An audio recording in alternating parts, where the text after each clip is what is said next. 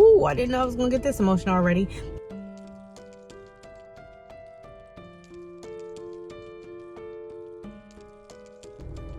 So this video is going to be very different.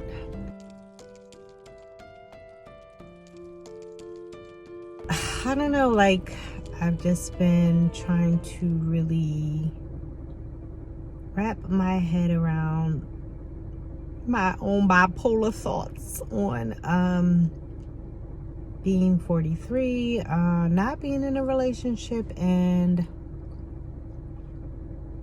ooh, I didn't know I was gonna get this emotional already, not quite having children. So I've had so many different emotions and thoughts surrounding this because I've had a lot of time, especially when I got married in my late 30s, to think about the fact that I don't know at this point if I'm just holding on to the emotions, or if I even am okay with letting go of the fact that I may not have children. Not that God's not able, and not that it's impossible, because I don't believe in that, but it just may not be in my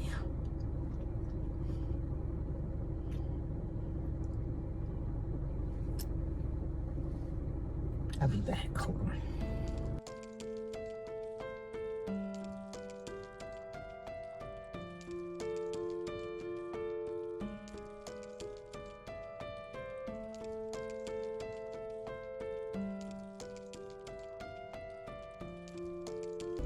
It just may not be in my on my destiny map, on my written in my script, you know. And I've already been through a lot of different ups and downs. Don't feel bad for me crying right now. It's just I'm an emotional person, but I've had moments where these tears were just like victim tears of sorrow, tears of regret. These are tears of just like the emotions of not understanding or knowing what I really want, thinking that I was like kind of at a point where I just was like, maybe this isn't what I want anymore, because not even just selfishly for me and my own health and body, but the older I get, just not wanting to be that halfway there parent, meaning like having a child at an older age, and then the child gets either less time with me or less of my energy, attention, like all these different thoughts of like, you know, being already tired and worn down by the time a child comes, because I'm already halfway there. And I'm just kidding, I have a lot of energy right now, but I'm just thinking like things like that, just like the child's best interest as well as mine and my health. And then even bringing a child into this world, I'm 43 now. I mean, we're looking at what, a couple of years down the road, because I'm not married, I'm not in a relationship.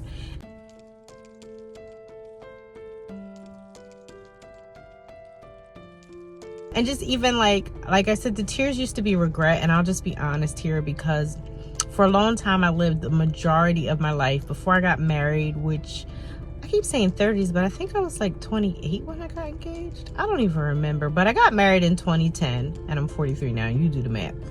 I'm tired. And so I remember not even knowing that there might be possible issues with me getting pregnant. And I still never even had that confirmed until like sort of like the fibroids thing. It's like, okay, this is probably the issue.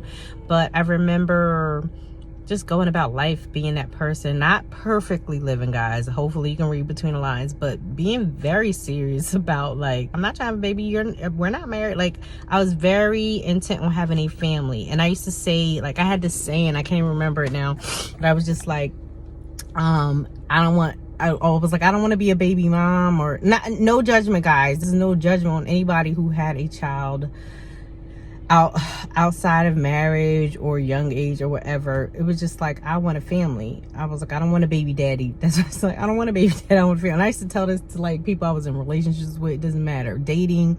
I was just like, no. Because believe it or not, guys be out here wanting to have children. until they have children. But no, I'm just kidding. So no, guys really do like act and talk like that, or they want to like kind of lock you down with a baby. So there was like a lot of that whole thing of me just being very adamant, and even like the way I was raised, so strict, believe it or not, even though I wilded out. I mean, I was wilding out during college. I'm not gonna lie. I'm just sorry. And my parents raised, I'm 43 now, but I literally was like raised really strict, religiously strict. My dad was a pastor. Like my mom was easy, but my dad was strict. And so I came up in a pretty strict household. So when I got to college, I was just kind of like a little crazy first 2 years, because I was just too free. It was like too much freedom. And then even in between like that, like I was an athlete and I was like really serious. Like I really could have went to college for cross country, track and field. In fact, I got recruited when I got to college and wasn't even supposed to be running, but anyway. And so I was pretty serious athlete, so I was more focused on weekends and different things like that. I got to college, wilded out, and I still was like, that girl was like, I'm not having sex when I'm married. And then like for years I held on to that, and I held on to the next level of like, okay, I'm not going to do it again unless I'm married. Like that thing was ingrained in me. It was just like, no, my stuff is precious, God is looking, I'm going to be married, blah, blah, blah. So, you know, that was a lot of years. And then hold on to long-term relationships just to stay with just one person. It was just so much stuff that I was really not perfect at, but strict about and serious about. Not to get too much into my personal business, but I was like thinking like, okay, it was never a thought of like, oh, well, like, I don't think I can get pregnant. Oh, I never got pregnant, because I wasn't trying to. Honey, she was not trying to get pregnant. So I remember after getting married and then like us realizing like we were kind of, it's funny because I even told my OBGYN, no, my GYN, my gyno, that at the time that like we were, it wasn't like we weren't trying to stop ourselves from having kids, but we were like being protective in the beginning part of marriage because we just wanted, like, maybe it was just me, he agreed though, like just focus on us. So for the first year we were kind of cautious, then we weren't, and then it was just like, wait, what, huh? What so after we started having problems later on down the road, which I was only married for 4 years. I mean, on paper I was married for longer than 4 years, but we separated after 4. But like I would say, maybe coming out of year 3, going to year 4, I went to the gyno, talked to the gyno again, and I was just like, well, I don't just want to make sure everything's good, because it seems like, you know, we haven't been trying necessarily. That was the question she asked. Have you guys been trying to have a baby? And I was like, no, we haven't been trying. So then she was just like, well, you know, she did the exam, she didn't see too much wrong. Like overall, there was nothing she could see that would prevent me from, you know, having a child or whatever. And by, like I said earlier, I don't know if I mentioned this earlier, but I do have fibroid issues now. Some of you may or may not know that from a few videos, but this was like not around fibrous time. So in full transparency, a little bit after my marriage dissolved, I actually started becoming a little upset maybe with God, having regrets about myself and this whole thing of trying to do things the right way. Again, not perfectly, but that type of lifestyle of not trying to have a baby, wanting to have a family, which I know it sounds kind of silly, but I really was like upset with myself because I felt like I could have detected these things earlier and or knew something was wrong and not have wasted so much time. And instead of just being happy that I did not have a child with someone who I probably shouldn't be raising a child with, I just was like, well, you could have gave me a child at least in the marriage, because now I'm not even married and it's just going to be even harder. So yeah, I went through this whole struggle and it was a mess. My fibroids are kind of under control because I turned vegan, but they're still, I don't have like debilitating or painful or other kind of issues, but they do make an appearance, and there are some things I could probably get stricter on now that I've been vegan for 4 years and kind of like started mastering that discipline of it, where I could probably go raw, clean out, do some things, but I don't know, like I feel like it's going to be like a whole miracle from Jesus Christ himself. So I'm just going to keep praying to him about what to do to remove them without surgery, because people have surgeries after surgeries and those things come back anyway. So I don't even believe in all that. This is a personal choice and not any type of health advice. It is no judgment against anyone who chooses to have surgery or who has had surgery. I just want to let you know this, guys. This is my healing journey, my thoughts, my decisions to make. I believe in eating clean and doing some things, like very strategic things. And I keep hearing that if you do this, but I'm not 100% sure, and I can't do them all at the same time because, honey, my discipline just don't work all together like that. But I'm getting it together because my health is important. So that being said, how did I get off topic while still being on topic? I am so all over the place. But yeah, the fibroids were not at play. So she was just like, oh, just try. And then if after a year of like actually trying, like I guess like probably like clockwork, I don't remember exactly what she said, but clocking my cycle and doing all that stuff and like actually trying to have a baby, like then come back and we'll check out again or we'll go further if there seems to be issues. So marriage fell apart, didn't go back and do that because, of course I attach my own body and health to the relationship and marriage because that's the type of person I was. Then once I found out later on down the road I had fibroid issues, and it made sense, and a lot of things made sense. It could have been signs and different things leading up till now. So point being, it's in God's hands, right? Regardless.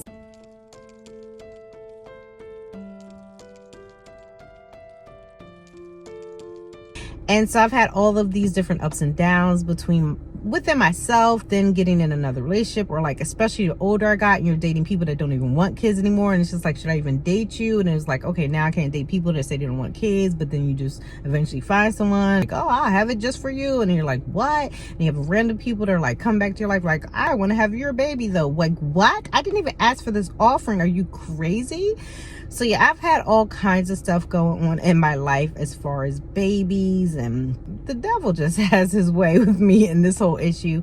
Being happy and loving my friends' kids, and as being a teacher, loving on other people's kids, as somebody that was like always working with youth in a church and community, feeling like I'm everybody's mother, that being a gift and a curse because it feels like, okay, these were my children, this was my destiny, but then also crying like, well, why can't I have my own? I done poured so much into them and now I have nothing left for my own, but I can't even have them if I had something left. So like, yeah, I've been on an emotional roller coaster, a little bipolarish about what I feel.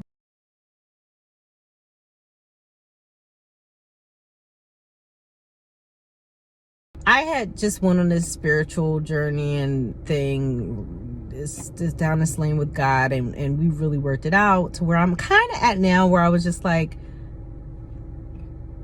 your will be done. Yes, I get emotional about it sometimes because I think like your will be done, and then I also start to have these things of like, I don't want to do this anymore. It's just getting too further down the line. I kind of spoke to that earlier, or I don't want to do this anymore because it's just, it's just not what I want, or I've just gone so long and lived my life, even though I love kids, which is crazy. Like, I lived my life with Adam so long, like it would just almost feel like a burden or an extra task. Like, I remember I used to love my goddaughter. I used to kidnap her since she was like 9 months old. Now I had her, when I first had her, even though I loved having her, I would forget, like I can't even just run and wow. I'm like, oh my gosh, she's in the back. I can't just run and wow.